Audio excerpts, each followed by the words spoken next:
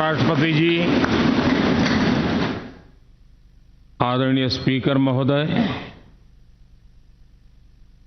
मंच पर विराजमान सभी वरिष्ठ महानुभाव और 140 करोड़ देशवासियों के प्रतिनिधि, सभी माननीय सांसदगण, आपको और देशवासियों को गणेश चतुर्थी की अनेक अनेक शुभकामनाएं।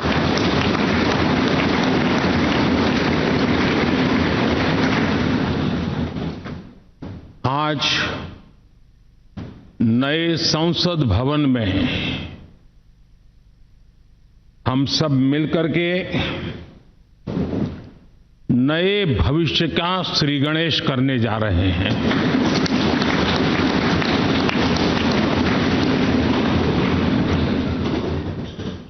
आज हम यहां विकसित भारत का संकल्प दोहराना, फिर एक बार संकल्पबद्ध होना और उसको परिपूर्ण करने के लिए जी जान से जुटने के इरादे से नए भवन की तरफ प्रस्थान कर रहे हैं।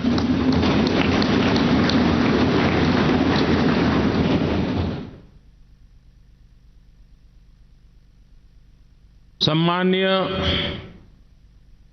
सभागृह, ये भवन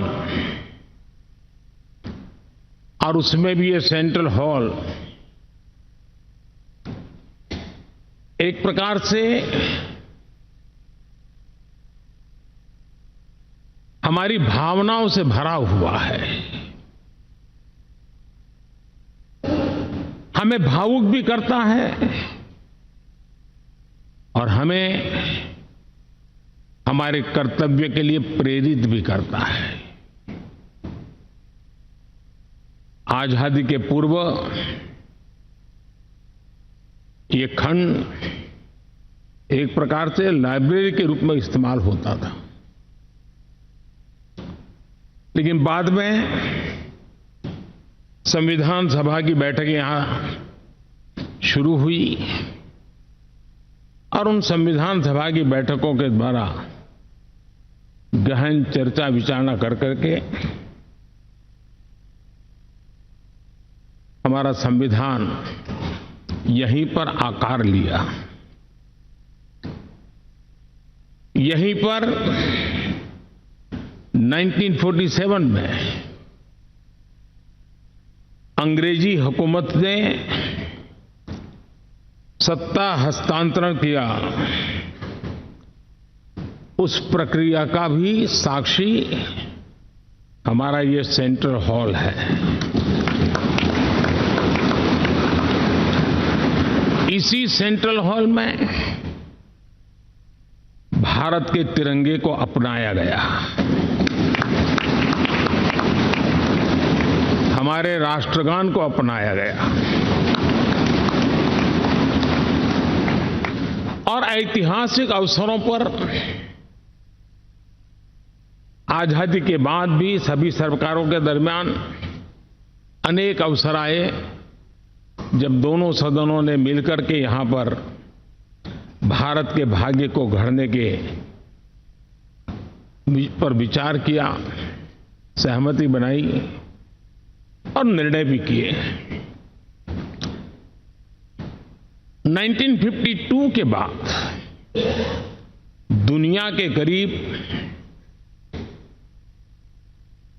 41 राष्ट्राध्यक्षों ने इस सेंट्रल हॉल में हमारे सभी माननीय सांसदों को संबोधित किया है।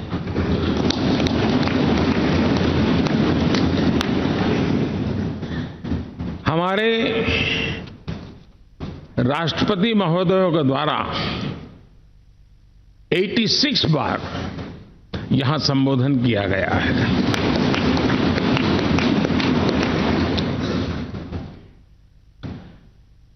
बीते 7 दशकों में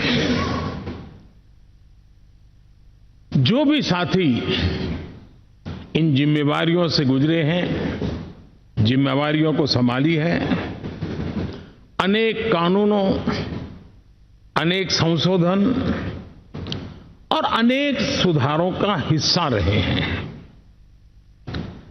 अभी तक लोकसभा और राज्यसभा ने मिलकर करीब करीब 4000 से अधिक कानून पास किए हैं।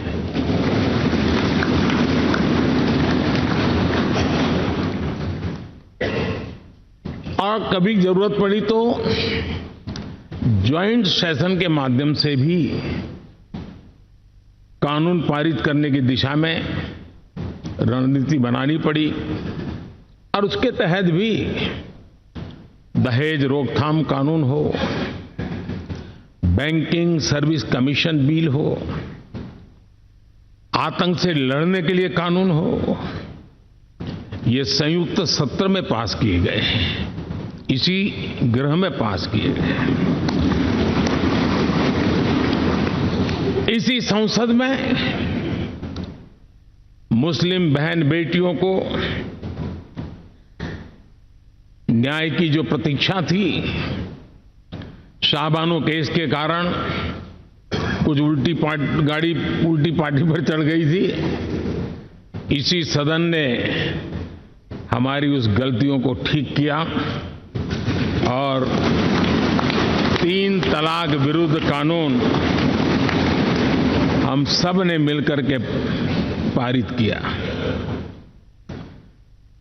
संसद ने बीते वर्षों में ट्रांसजेंडर को न्याय देने वाले कानूनों का भी निर्माण किया।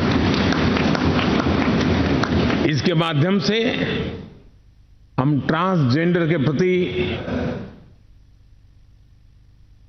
सद्भाव और सम्मान के भाव के साथ उनको नौकरी, शिक्षा, स्वास्थ्य, बाकी जो सुविधाएं हैं, एक गरिमा के साथ प्राप्त कर सके, इसकी दिशा में हम आगे बढ़े। हम सभी ने मिलकर हमारे दिव्यांग जनों के लिए भी उनकी जरूरतों को देखते हुए, उनके एस्पिरेशंस को देखते हुए ऐसे कानूनों का निर्माण किया जो उनके लिए उज्जवल भविष्य की गारंटी बन रहे हैं। आर्टिकल 370 हटाने से लेकर वो विषय ऐसा रहा जो शायद ही कोई दशक ऐसा होगा कि चर्चा न हुई हो, चिंता न हुई हो और मांग न हुई हो। आक्रोश भी व्यक्त हुआ, सभागृह में भी हुआ, सभागृह के बाहर भी हुआ। लेकिन हम सबका सौभाग्य है कि हमें सदन में आर्टिकल 370 से मुक्ति पाने का, अलगाववाद, आतंकवाद के खिलाफ लड़ाई लड़ने का एक बड़ा महत्वपूर्ण कदम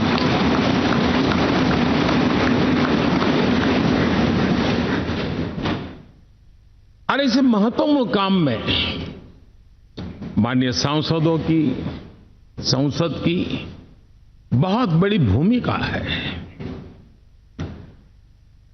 जम्मू कश्मीर में इसी सदन में निर्मित हुआ संविधान हमारे पूर्वजों ने दिया हुआ वो महामूल्य दस्तावेज जम्मू कश्मीर में लागू करते हैं तो इस मिट्टी को प्रणाम करने का मन करता है। आज जम्मू और कश्मीर शांति और विकास के रास्ते पर चलने के लिए प्रतिबद्ध हुआ है और नए उमंग, नए उत्साह, नए संकल्प के साथ जम्मू कश्मीर के लोग आगे बढ़ने का कोई मौका अब छोड़ना नहीं चाहते हैं। ये दिखाता है कि संसद के सदस्यों ने मिलकर के संसद के भवन में कितने महत्वपूर्ण काम किए हैं। माननीय सांसदगण, लाल किले से मैंने कहा था यही समय है, सही समय है।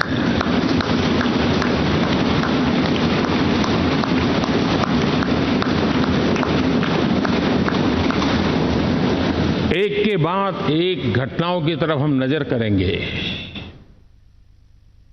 हर घटना इस बात का गवाह दे रही है कि आज भारत एक नई चेतना के साथ पुनर्जागृत हो चुका है।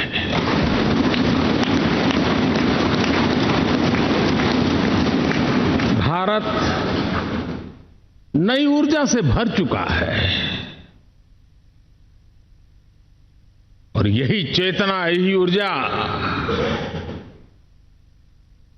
इस देश के कोटि कोटि जनों के सपनों को संकल्प में परिवर्तित कर सकती है और संकल्प को परिश्रम की पराकाष्ठा कर करके सिद्धि तक पहुंचा सकती है। ये हम देख सकते हैं।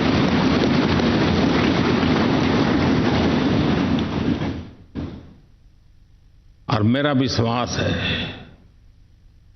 देश जिस दिशा में चल पड़ा है,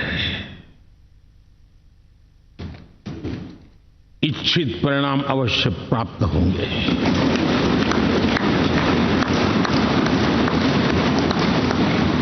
हम गति जितनी तेज करेंगे, परिणाम उतने जल्दी मिलेंगे।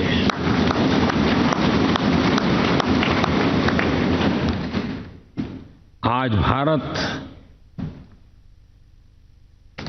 5वीं अर्थव्यवस्था पर पहुंचा है, लेकिन पहले 3 में पहुंचने के संकल्प के साथ बढ़ रहा है।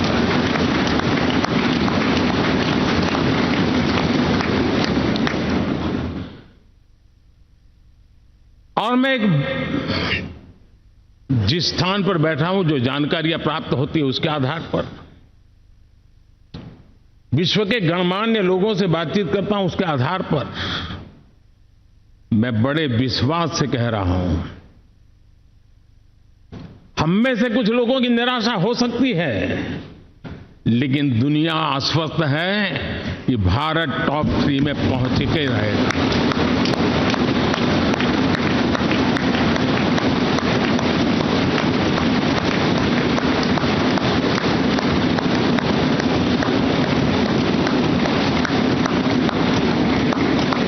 भारत का बैंकिंग सेक्टर आज अपनी मजबूती के कारण से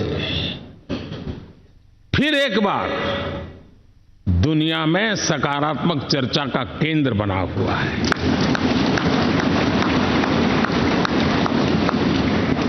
भारत का गवर्नेंस का मॉडल, यूपीआई, डिजिटल स्टैक, मैं इस G20 में भी देख रहा था, मैंने बाली में भी देखा। टेक्नोलॉजी की दुनिया को लेकर के भारत का नौजवान जिस प्रकार से आगे बढ़ रहा है, पूरे विश्व के लिए कौतुक भी है, आकर्षण भी है और स्वीकृति भी है।